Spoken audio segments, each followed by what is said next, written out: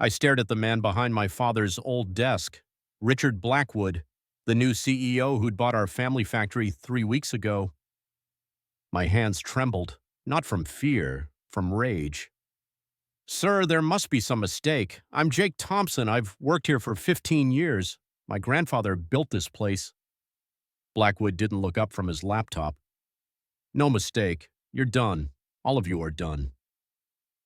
The factory floor fell silent behind me. 200 workers, 200 families, all watching this moment unfold. I'd given everything to this place, worked double shifts when orders poured in, stayed late fixing machines with my own tools, missed my daughter's birthday parties to keep production running. Now this stranger in his $1,000 suit was throwing me out like garbage. "Pack your things, Thompson. You have 10 minutes. That's when I noticed something, a familiar document on his desk.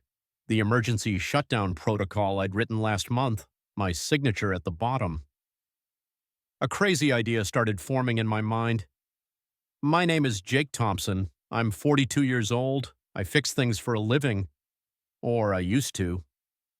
I started working at Thompson Manufacturing when I was 17, sweeping floors after high school, learning from the old-timers who'd worked with my grandfather. The factory made precision parts for aircraft engines, critical stuff, life-or-death components that kept planes in the sky. I worked my way up. Floor supervisor at 25, production manager at 30, quality control director at 35. I knew every machine, every process, every safety protocol. More importantly, I knew every person. Maria in accounting who sent money to her sick mother in Mexico, Big Tom on the night shift who was saving for his son's college tuition, Sarah in packaging who'd just had twins. These weren't just employees, they were family. When old Mr. Henderson decided to sell, we all hoped for the best. Maybe new ownership would bring fresh investment, better equipment, more orders. Instead, we got Richard Blackwood. Blackwood arrived on a Monday morning like a storm cloud. Expensive car, expensive suit, expensive watch that probably cost more than most of us made in 6 months. He called an all-hands meeting, stood up front with his PowerPoint presentation and his corporate buzzwords, optimization, efficiency, restructuring. Translation, people were going to lose their jobs. He talked about redundancies and streamlining operations, never once used the word layoffs, as if fancy language could hide what he was really doing. I watched the faces around me, fear, confusion, anger. These people had given their lives to this place. Some had worked here longer than Blackwood had been alive. After the meeting, I tried to approach him. Maybe we could find common ground. Maybe I could explain how things really worked around here. "Mr. Blackwood, I'm Jake Thompson. I'd like to discuss—" He cut me off. "I don't have time for small talk, Thompson. I have a business to run." That should have been my first warning. Over the next 3 weeks, Blackwood made changes, fast changes, bad changes. He fired the cleaning crew and hired a cheaper service. The new guys didn't understand our contamination protocols. Metal shavings started showing up where they shouldn't. He canceled our preventive maintenance contracts. "Waste of money," he said. I tried to explain that our machines were old. They needed constant care. He didn't listen. He cut the quality control budget in half. Fewer inspections, fewer tests, higher risk of defective parts reaching customers. I documented everything, wrote reports, sent emails, requested meetings. Blackwood ignored them all. Then came the emergency. Last Tuesday, Machine 7 started overheating. The coolant system was failing. If it seized up completely, we'd lose our biggest production line for weeks. I submitted an emergency shutdown request. Standard procedure when equipment posed a safety risk. The form required executive approval, Blackwood's signature. I explained the situation to his assistant. She said he was in meetings all day. The signature would have to wait. By Thursday, the machine was throwing sparks. Workers were nervous. I submitted another request, more urgent this time. Still no response. Friday morning, the inevitable happened. Machine 7 locked up completely. The production line went down. Orders started backing up. I finally got my meeting with Blackwood. "This is unacceptable, Thompson. How did you let this happen?" I couldn't believe what I was hearing. "Sir, I submitted shutdown requests 3 days ago. You never signed them. Don't blame me for your incompetence." That's when I realized the truth. Richard Blackwood didn't care about the factory. He didn't care about the workers. He didn't even care about the business. He was here for something else entirely. I started digging, quietly, carefully. Public records showed Blackwood's real estate company had been eyeing our property for months. Prime industrial land, perfect for a shopping complex. The factory was just an obstacle. The workers were just numbers on a spreadsheet. He was planning to shut us down all along. But he needed a reason. Something that looked legitimate. Something that wouldn't trigger wrongful termination lawsuits or union complaints. So he was manufacturing failures, creating problems, building a case for closure. The emergency shutdown protocol I'd written was supposed to protect the company. Instead, Blackwood was using it as a weapon. Every time equipment failed, he could point to my reports and blame poor management. Every shutdown looked like operational incompetence rather than deliberate neglect. I had to stop him. But how? That's when I remembered something my grandfather used to say. Sometimes the best way to fight a snake is to let it bite itself. The morning Blackwood fired me, I was ready. I'd spent the weekend preparing, gathering documents, making copies, building my case. But I needed more than evidence. I needed leverage. As security escorted me to my desk, I grabbed my personal items, photos of my family, my grandfather's old lunchbox, my collection of factory pins from different decades. I also grabbed something else, something Blackwood would need. The master safety manual, every emergency protocol, every shutdown procedure, every critical system password. All in my handwriting, all bearing my signature as quality control director. Without that manual, any new management would be flying blind. One mistake could shut down the entire operation.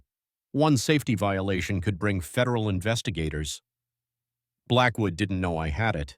His assistant had given him photocopies of individual sections, never the complete document.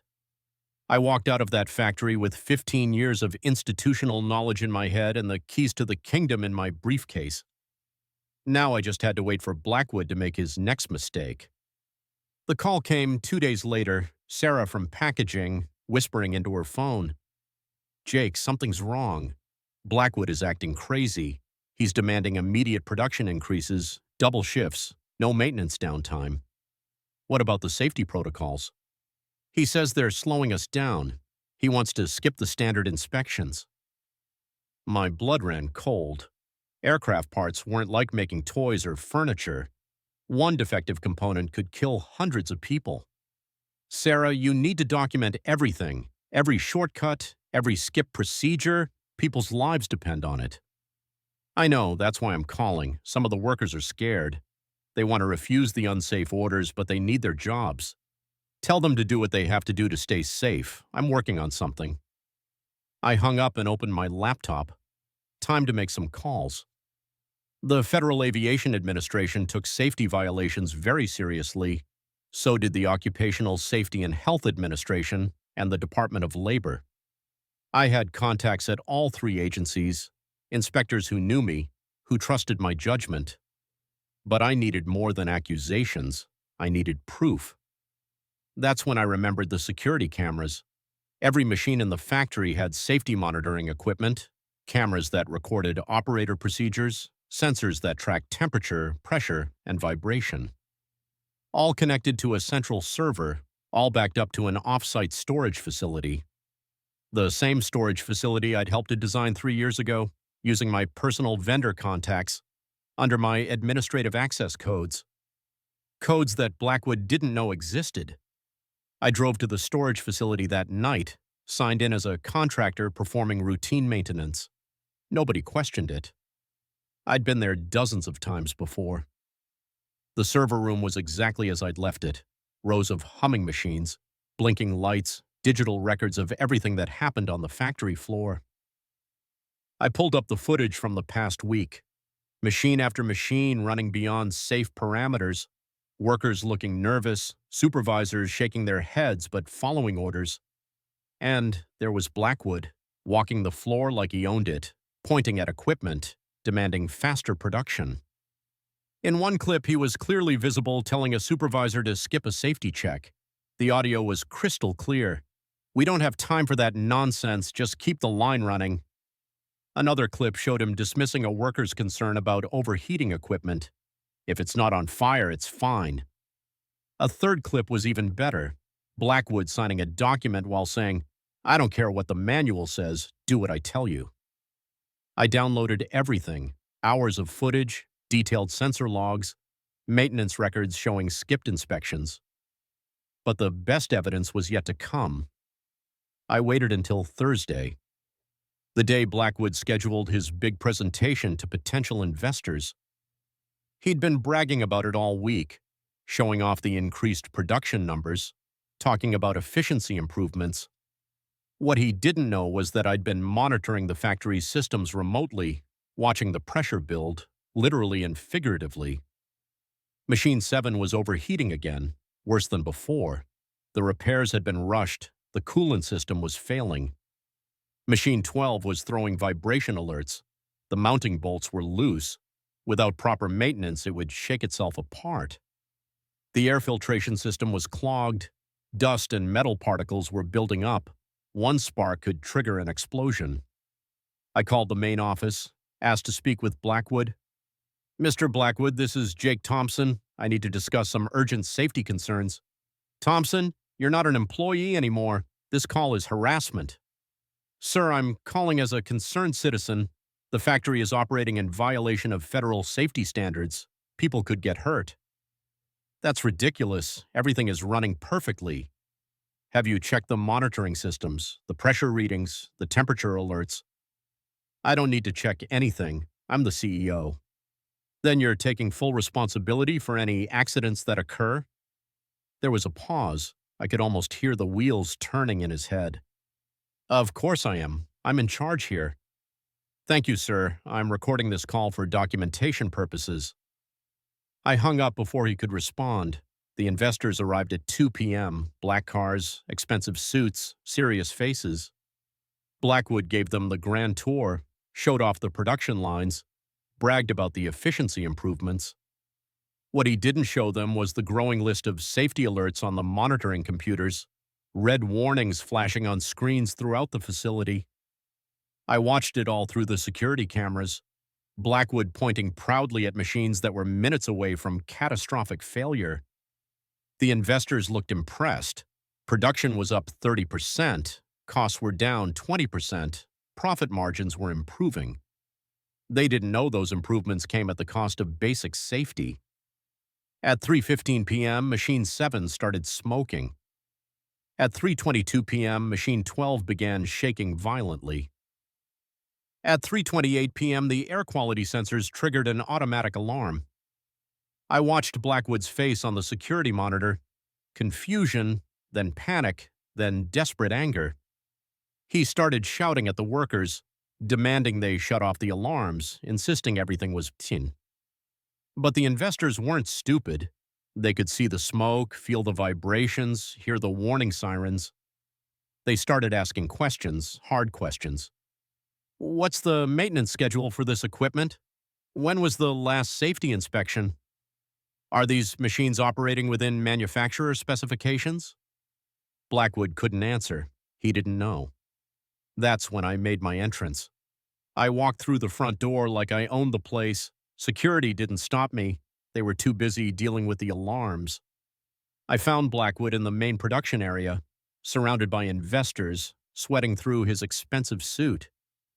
"Mr. Blackwood, I believe you need this." I held up the master's safety manual, the real one, complete with emergency shutdown procedures. "Thompson, what are you doing here? Security?"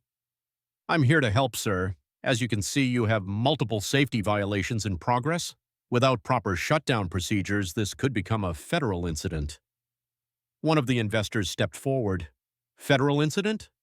I turned to address him directly. Sir, I'm Jake Thompson. I was the quality control director here until 3 days ago. These machines are operating far beyond safe parameters. Without immediate shutdown, we're looking at potential equipment failure, worker injury, and FAA investigation. FAA? We manufacture aircraft components, sir. Any safety violation gets reported to federal authorities. Any defective parts that reach customers trigger mandatory recalls. The investor looked at Blackwood. Is this true? Blackwood was trapped. He could either admit he didn't know his own safety procedures, or he could let me help and save face. Thompson, just fix it. I'll need full authority to implement emergency protocols. Fine, whatever. I opened the manual, found the section I needed, the emergency shutdown procedure that required executive authorization. Mr. Blackwood, I need you to sign this shutdown order. He grabbed the pen, scribbled his signature without reading. The same signature that had been missing from my reports for 3 weeks. The same signature that would now shut down his entire operation. I walked to the main control panel, inserted my override key, the one Blackwood didn't know I still had. Attention all personnel, this is Jake Thompson. We are implementing emergency shutdown protocol 77 Alpha. All operators report to safety stations immediately. The machines began powering down, one by one. The dangerous vibrations stopped. The overheating equipment started cooling. The air quality alarms fell silent. The investors watched in fascination. This was real crisis management, professional, competent, everything Blackwood wasn't. Mr. Thompson, one of them said, how long will this shutdown last? I consulted the manual, made a show of checking different sections. Well, sir, according to the safety protocols Mr. Blackwood just authorized, we need complete equipment inspection before restart. That's typically 72 to 96 hours. 4 days? Minimum, plus time to repair any defects we discover. Could be longer. The investor turned to Blackwood. Richard, do you understand what this means? 4 days of lost production during our evaluation period? Blackwood's face was turning red. Thompson, you can't just shut down the entire factory. I held up the signed document. Sir, you gave me written authorization. Your signature is right here. I didn't know what I was signing. You told me to fix the safety violations. This is the only way to fix them properly. The investors were whispering among themselves. Not good whispers, concerned whispers. One of them approached Blackwood. Richard, we need to talk, privately. While Blackwood dealt with his imploding investment deal, I had other calls to make. First, the FAA. I reported the safety violations, provided detailed documentation, sent copies of the security footage. They promised a full investigation within 48 hours. Next, OSHA. Same story, same evidence, same promise of immediate action. Finally, the Department of Labor, wrongful termination, retaliation against safety whistleblowers, deliberate endangerment of workers. By 5 p.m., Blackwood had 3 federal agencies scheduling investigations. His investors had withdrawn their offer. His factory was completely shut down. And it was all perfectly legal, all properly documented, all authorized by his own signature. The workers gathered in the parking lot, confused, worried, wondering what would happen next. I stood on the loading dock, the same place my grandfather used to address the crew 40 years ago. Listen up, everyone. I know you're scared. I know this looks bad. But I want you to understand something. This shutdown isn't punishment. It's protection. I explained what Blackwood had been doing, the safety shortcuts, the federal violations, the real estate scheme. He was planning to close us down anyway. At least this way we have a chance to save the company. How? Big Tom called out. The factory's shut down. We're all out of work. Not necessarily. I've been talking to some people, potential buyers who understand manufacturing, who value experienced workers. That wasn't entirely true yet, but it would be. In the meantime, document everything. Keep records of all the safety violations you witnessed. We're going to need evidence for the federal investigations. What about our paychecks? Maria asked. Blackwood still owes you for work already performed. That's protected by law. And if he tries to skip out, the Department of Labor will go after him personally. I saw hope returning to their faces. Not much, but enough. One more thing. This isn't over. Blackwood thinks he can destroy our lives for profit. He's wrong. The federal investigators arrived Friday morning. 3 agencies, 12 inspectors, boxes of equipment. They found everything I'd promised they would find: safety violations, skipped maintenance, deliberate disregard for regulations. Blackwood tried to blame me, claimed I'd sabotaged the equipment, said the shutdown was revenge for being fired. Then they showed him the security footage, his own voice, his own orders, his own signature authorizing dangerous operations. He hired lawyers, expensive ones. They advised him to settle quickly and quietly. Too late for quiet. The local newspaper picked up the story. Factory owner endangers workers for profit. The reporter interviewed several employees, got quotes about the unsafe conditions. The aviation industry trade publications ran follow-up articles. Safety violations at parts supplier. Blackwood's name was mud in the industry. His real estate company started getting negative publicity. Developer accused of worker endangerment. Other projects were put on hold pending investigation. By the following Tuesday, Blackwood was desperate to cut his losses. The call came Wednesday morning. Blackwood's lawyer. Mr. Thompson, my client would like to discuss a resolution. I'm listening. Mr. Blackwood is prepared to sell the factory. He's looking for qualified buyers who can ensure continued operation. Translation: he wanted out before the federal fines bankrupted him. What kind of timeline? Immediate. He needs to close within 30 days. I'd been expecting this, had already started making calls. Henderson Industrial Group, the old owner's son. He'd been watching Blackwood's disaster with interest. Midwest Manufacturing Cooperative, a worker-owned consortium that specialized in rescuing distressed factories. Precision Components, LLC, a competitor that needed additional production capacity. All 3 were interested. All 3 had financing ready. Tell your client I'll consider helping him find a buyer for a fee. What kind of fee? Full reinstatement for all terminated employees, back pay for the shutdown period, pension protection for long-term workers. That's substantial. That's non-negotiable. Your client created this mess. He can pay to fix it. The lawyer promised to call back. He called back in 2 hours. Mr. Blackwood accepts your terms with one condition, which is you handle the sale negotiations personally. He doesn't want to be involved in the details. Perfect. That gave me complete control over the buyer selection. I scheduled meetings with all 3 potential buyers, made it clear what I was looking for. This isn't just about money. These are good people who've been treated badly. I want a buyer who'll respect that. Henderson Industrial Group made the best offer, not the highest price, but the best terms for workers. Full employment guarantees for 6 months, retraining programs for new equipment, profit-sharing bonuses based on performance. Most importantly, they wanted to keep the factory as a manufacturing facility, no real estate development, no shopping malls. We shook hands on Thursday, signed papers on Friday. The sale closed the following Monday. Blackwood left town without saying goodbye. Probably smart. Some of the workers were talking about having a farewell party for him. The new owners held an all-hands meeting, professional, respectful, everything Blackwood hadn't been. They offered me my old job back with a promotion, quality control director and plant safety manager.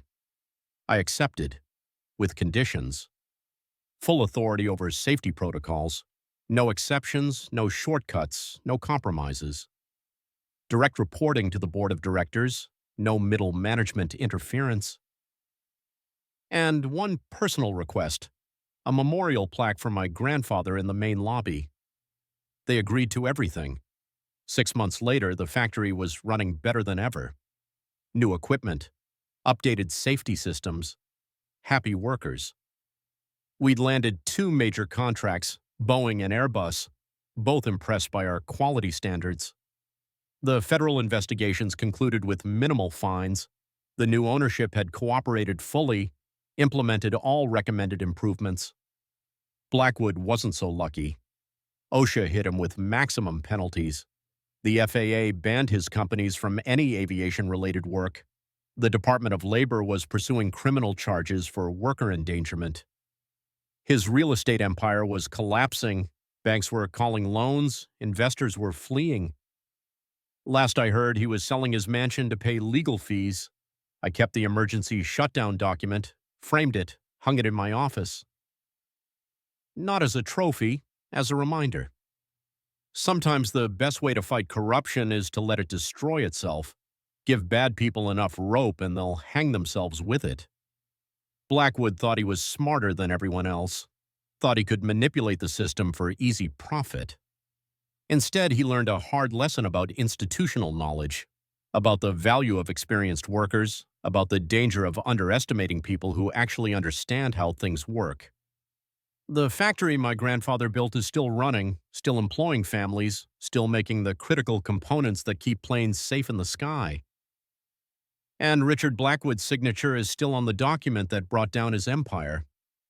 Sometimes justice takes time. Sometimes it takes patience. Sometimes it takes letting your enemy make the first mistake. But it always comes. Always.